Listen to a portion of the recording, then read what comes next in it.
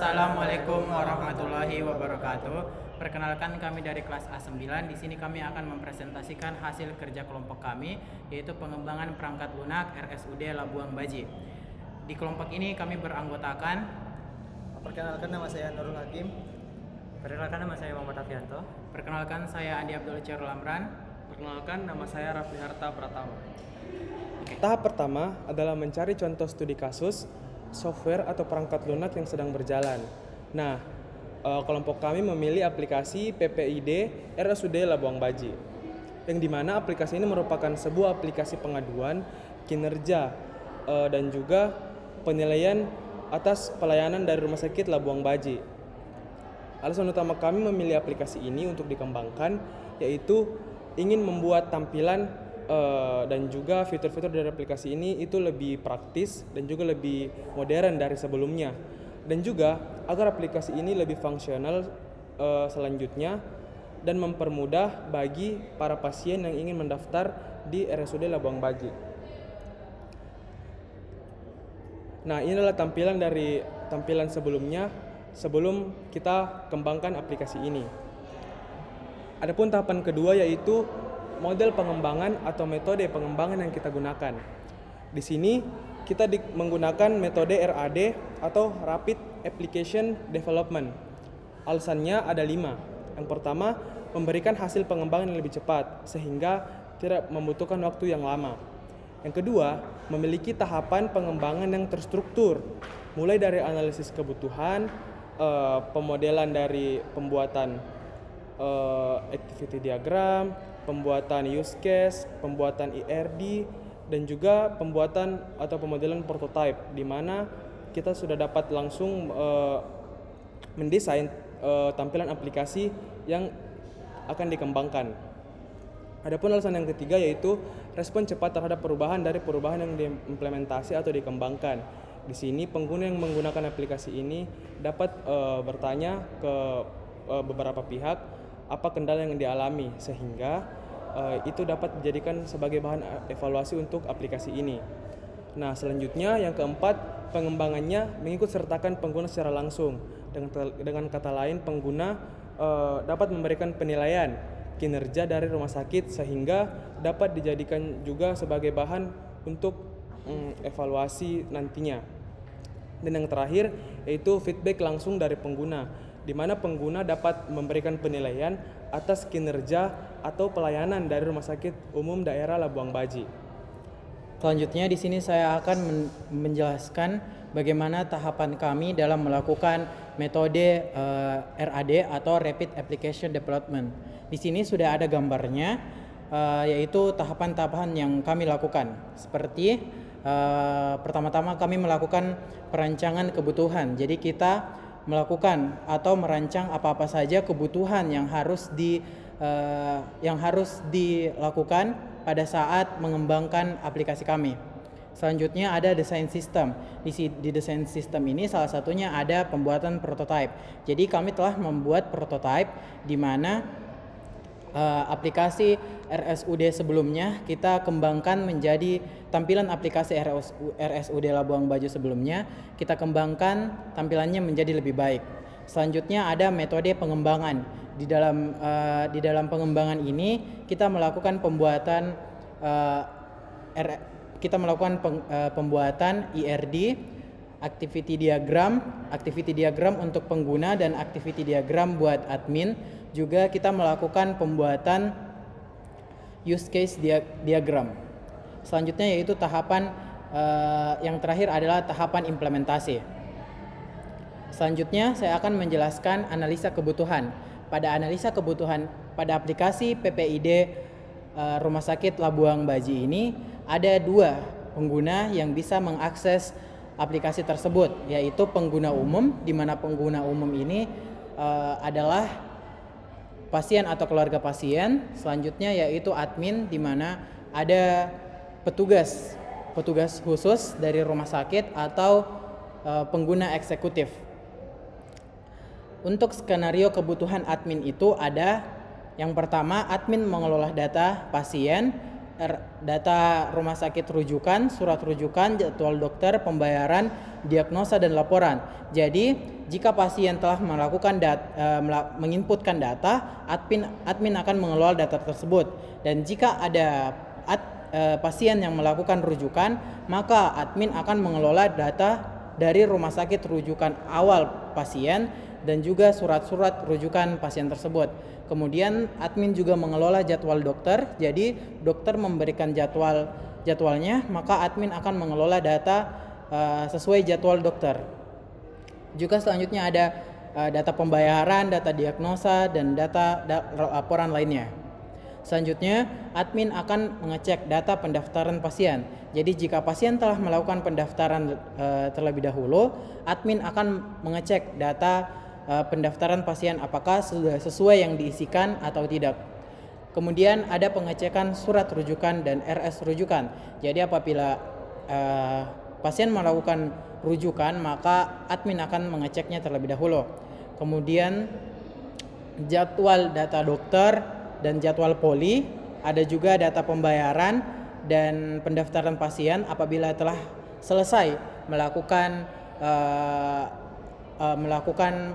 perawatan di Rumah Sakit RSUD Labuang Baji. Selanjutnya ada pencetakan nomor antrian. Jadi apabila pasien telah melakukan pendaftaran, maka akan dicetak nomor antriannya. Selanjutnya pencetakan diagnosa dari pasien. Jadi apabila pasien telah dicek oleh dokter, kemudian diagnosa, maka hasil pencetakan diagnosanya juga itu dikelola oleh admin dan pencetakan laporan lainnya.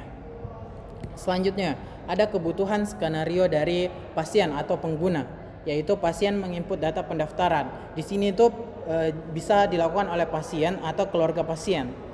Jadi yang kedua itu ada mengecek data pendaftaran. Mereka mengecek juga apakah data pendaftaran yang telah dimasukkan itu sudah benar atau tidak, sudah sesuai dengan data-data mereka atau tidak. Selanjutnya dia mengecek data rujukan. Jadi mereka juga sebelum dicek oleh admin, mereka juga mengecek sendiri apakah data rujukan dan data rumah sakit rujukan mereka sudah benar atau tidak. Selanjutnya ada jadwal pemeriksaan dokter dan juga poli. Jadi mereka mencocokkan jadwal mereka sendiri dan jadwal dokter atau poli yang mereka pilih apakah sudah sesuai atau tidak. Selanjutnya mencetak data pembayaran. Jadi apabila mereka telah melakukan perawatan, mereka akan mencetak pembayaran dari perawatan yang telah mereka lakukan. Dan selanjutnya mencetak hasil data diagnosa. Selain kebutuhan pengguna juga, kami di sini punya kebutuhan sistem, apa saja yang dibutuhkan oleh sistem kami. Yang pertama, admin harus login terlebih dahulu. Maksudnya di sini admin untuk melakukan apa saja yang dibutuhkan admin harus login terlebih dahulu pada sistem. Selanjutnya, jika admin telah melakukan login, admin dapat mengakses semua menu yang ada pada sistem. Selanjutnya, admin harus melakukan logout apabila telah memakai sistem aplikasi kami. 2. Rancangan tahap desain, di mana pada rancangan tahap desain terdapat 3 bagian, yaitu use case diagram, activity diagram, serta entity relationship diagram. Pada use case diagram terdapat pada gambar ini, di mana pada gambar ini terlihat ada 2 pengguna, yaitu pengguna umum dan administrator. Pada pengguna umum dapat melakukan pendaftaran pasien serta rujukan kepada sistem dari rumah sakit, di mana pada data pasien tersebut akan diolah oleh administrator yang telah login kepada sistem, dan data tersebut akan menjadi data pendaftaran di mana berpatokan dari jadwal dokter atau jadwal poli serta data dari dokter yang akan melakukan pemeriksaan kepada pasien tersebut. Dapat berupa juga antrian. Pada data tersebut akan menghasilkan sebuah data pemeriksaan, yaitu data jika pasien telah diperiksa sesuai dengan jadwal yang telah diberikan, maka akan didiagnosa oleh dokter sehingga akan menghasilkan sebuah rangkuman laporan yang dapat di-download atau diunduh oleh pengguna. Data tersebut bisa juga berupa data antrian pada pendaftaran, dan juga data diagnosa serta data pembayaran dari hasil pemeriksaan. Berikutnya adalah pemodelan activity diagram.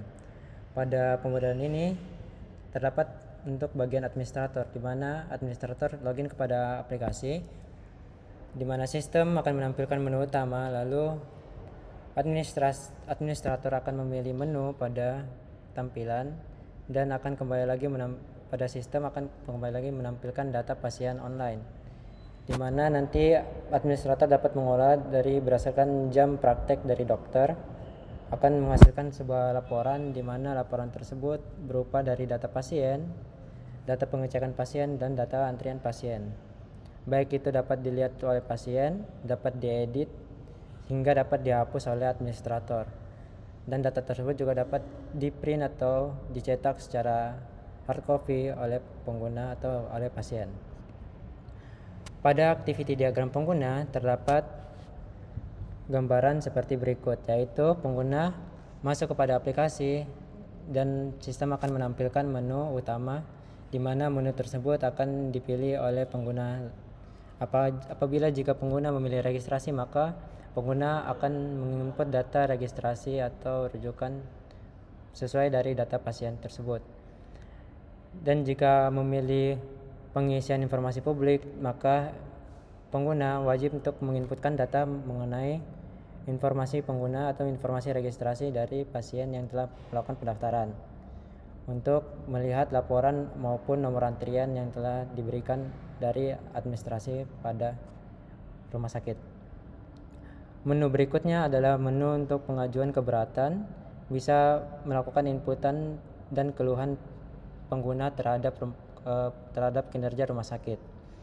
Selanjutnya adalah untuk menampilkan menu utama. Kita dapat kembali melakukan survei kepuasan pada pasien, yaitu dengan memilih tingkat kepuasan yang telah dialami pasien pada rumah sakit. Pada bagian berikutnya adalah entity relationship diagram.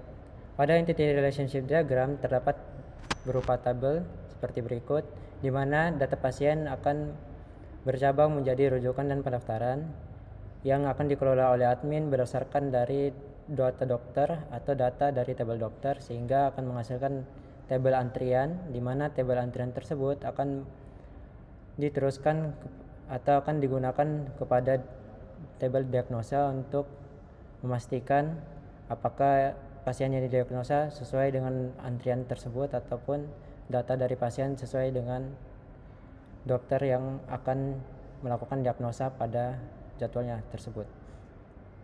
Setelah itu, dari diagnosa akan menghasilkan tabel pembayaran, di mana tabel pembayaran akan menyesuaikan data tersebut berdasarkan dari diagnosa atau dari pemeriksaan yang dilakukan oleh dokter.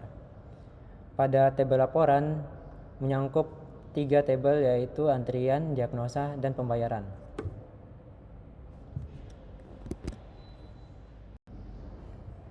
Ketiga, tahap implementasi. Tahap ini merupakan tahapan di mana programmer menerapkan desain dari suatu sistem yang telah disetujui pada tahapan sebelumnya.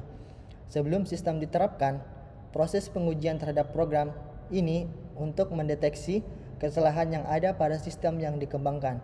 Pada tahap ini, biasa memberikan tanggapan akan sistem yang sudah dibuat dan mendapat persetujuan mengenai sistem tersebut. Untuk gambar pertama yaitu tampilan splash screen. Tampilan awal yang muncul untuk menampilkan nama aplikasi dan tema aplikasi, berguna untuk memperkuat branding dari aplikasi. Tampilan berikutnya adalah tampilan menu. Pada tampilan ini berisikan macam-macam menu yang ada pada aplikasi, yaitu menu registrasi, pengajuan keberatan, informasi publik, dan survei kepuasan. User dapat memilih menu. Untuk tampilan selanjutnya adalah halaman registrasi. Jika pengguna memilih menu registrasi, maka akan tampil menu seperti pada gambar di bawah ini. Dan pengguna memasukkan data diri mereka. Setelah itu, data yang diinputkan dapat di-download. Untuk tampilan selanjutnya adalah halaman rujukan. Pada halaman ini diperuntukkan untuk pasien yang ingin melakukan rujukan dari rumah sakit asal ke rumah sakit daerah Labuan Bajo dengan mengisikan data diri mereka. Bedanya dengan register adalah terdapat inputan file untuk surat rujukan. Setelah itu, kita dapat mendownload data yang telah kita masukkan. Untuk halaman selanjutnya adalah halaman pengajuan keberatan. Jika pasien mempunyai keluhan atau keberatan terhadap pelayanan atau fasilitas rumah sakit daerah Labuan Bajo, maka dapat mengajukan pada halaman ini. Halaman selanjutnya adalah halaman pengajuan informasi publik. Jika pasien atau keluarga pasien membutuhkan atau ingin mencari informasi, dapat menggunakan menu pengajuan informasi publik untuk mengetahui informasi tersebut. Selanjutnya, halaman survei. Untuk halaman ini, pasien dapat melakukan penilaian terhadap rumah sakit. Bukan cuma hanya pasien, tetapi keluarga pun juga bisa menilai tingkat kepuasan terhadap rumah sakit Labuan Bajo. Demikian dari presentasi dari kami. Kurang dan lebihnya mohon dimaafkan. Wabillahi taufiq wal hidayah. Wassalamualaikum warahmatullahi wabarakatuh.